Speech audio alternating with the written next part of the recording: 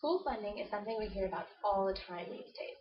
Schools are constantly asking for more money, and it seems like the government is giving that money. But the reality of it is, schools are not getting nearly as much money as they should each year, based on statistics for other costs of living that have raised. If you look at a chart between 1960 and 2011, you can see how much the cost of living has gone up. It costs 13.8 times more to get a gallon of gas today than it did in 1960. The average is about 11.4 times as much as it cost back in 1960. But if you look at education, the cost that the government spends per student each year is only 3.74 times what it was in 1960. And I think that's a really sad fact because really the students should be more deserving, and why are they only getting that much more? Education is rapidly changing, so it doesn't make sense that the amount of money could possibly keep up with everything schools and students need these days. Think about how many different things they need. Now let's look at the achievement gap.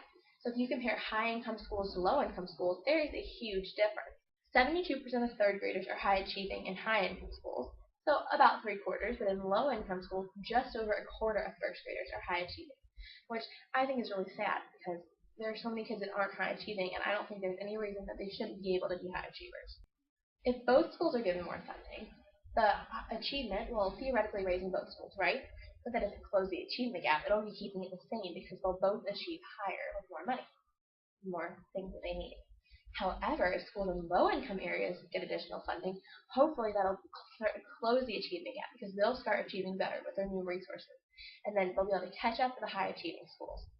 And I definitely think that closing the achievement gap is the first step that we need to take to help fix our education system.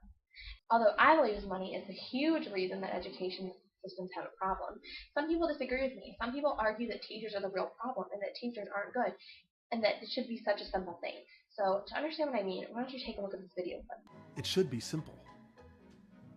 A teacher in a schoolhouse, filling her students with knowledge and sending them on their way.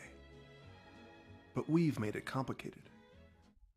So this part of this video, it's from a documentary all about teaching, and it shows a teacher just opening a student's head and pouring in the knowledge. But is teaching really that simple? Think about all the different things that teachers need. Students need to learn, they need to apply, they need to see, they need to hear, they need to practice. And if this teacher is basically just handing them information or just reading it to them, they're not really going to get a whole lot out of it. So it's hard to believe that teaching can be that simple. Because if it were that simple, I think that we'd be much more higher achieving. Because I think some teachers are just doing that. They're doing the bare minimum to get the lessons across to their students. So think about your kids and the kids that you know. So if teaching is supposed to be that simple, let's think about what test scores would happen if the teachers just handed your students the knowledge. If they just gave them a handout and said, here, read this so you know what to do on your test. Would the scores really go up? I think they would go down because students aren't going to get that by themselves. They come to school to be taught, not to be handed information. Now, if there were more funding, think about how things would be different. If there was more funding, there could be updated technology for the classroom. So they could be using computers, they could be using iPads and different apps on things like that. They could be using new books, they could have teachers that are paid better and teachers that are doing well, and they could be having different supplies. Now, you may ask in my last sentence, what makes a good teacher? What does it mean to make them do well?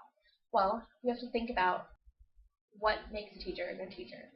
So some research classified teachers based on the amount of work that they get through in a year. So a bad teacher is a teacher that only covers 50% of the year's required material. 50%. Now, think about what would happen if you, from kindergarten all the way up to like 8th grade, only did half the schoolwork each year. You would not be prepared for high school at all, and by the time you got there, you'd probably be so behind that you'd be discouraged and you wouldn't even know what to do. And then a good teacher, according to research, covers 100% or more of the required material. They said usually about 150% of the material. So I'm guessing what that means is all the state standard material and all the information needed for standardized testing, which is a lot of material. And which learning environment do you think your student needs to be in? Do they need to be in the one that only learns half because it's an easy teacher? Or do they need to be in a class where they're learning all they need to learn and more? So when it comes to bad teachers, you may ask, well, what happens to them? Do they get fired? Do they stay here? If you look at some information in the documentary, it told us that only 1 in 2,500 teachers will lose their teacher's license. And that is such a tiny amount when you look at how many doctors lose their medical licenses, because 157 doctors will lose their license. So why are teachers so much less? Because of the tenure process.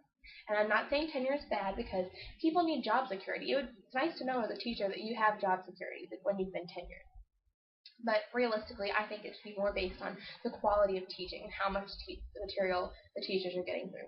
Because teachers really need to work hard to get their job done.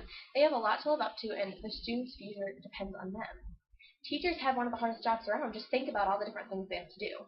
The first thing they have to do is communicate with others. And when it comes to communication, there's three main groups. Three main groups that teachers have to communicate are coworkers, students, and parents. When it comes to coworkers, it can be several different people. It could be administrators in the school, so it could be principals, secretaries in the office, anyone else around the school helping out. It could be their grade level teachers, so when they're communicating with other teachers to collaborate on lesson plans. Teachers in different grades, if they might be doing something with different grades, such as reading buddies. Also the students, which is the biggest one because they're communicating with students every day. They need to make sure they're teaching lessons effectively and efficiently to the students so that they understand them and make sure that they're ready for things like standardized testing. And then the parents, because they need to make sure that the parents are being involved enough and are helping. If their students are struggling, what can the parents be doing to make it better?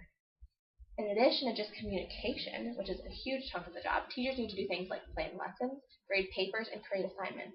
Now, that's a lot of work because lesson plans you need to have a backup plan. Things don't always go as planned, and things come up. So think about how much stress there would be just there. And then another thing that teachers have to deal with is the pressure of doing well on student achievement tests. I know that schools give pacing guides for the normal state standards, but teachers also have to deal with trying to figure out how to get all the things covered for the state achievement test because they know that if they don't do good enough on the state achievement test, the school isn't going to be receiving some of their funding because schools aren't improving. So clearly, teachers aren't working really hard at their jobs, and they could be part of the problem, but not really because they're making teacher complicated. It's because they aren't doing enough. They're only covering 50% of the material, or they're just handing the students information. And students definitely need more than that to really understand it. I think one of the most important things about being a teacher is that they're doing their job effectively. Think about how whatever they're doing is impacting their future directly. If your student isn't learning everything, and then from that they can't read well, and they end up dropping out of high school, or maybe they struggle through school and they make it, but they don't really know what they're doing, and then they don't end up in college. A lot can go wrong with a bad teacher. So our future completely depends on it because think about if we had more bad teachers, if less and less people graduated, less and less people would be going to college, and our whole world would change. So teachers should not be paid to be doing almost nothing and only covering 50% of the material. They need to be paid for doing an effective job, for covering all the material, for the students doing well and liking the class. Those are all important factors. So I believe that we can fix the U.S. education system, but it won't be an easy fix.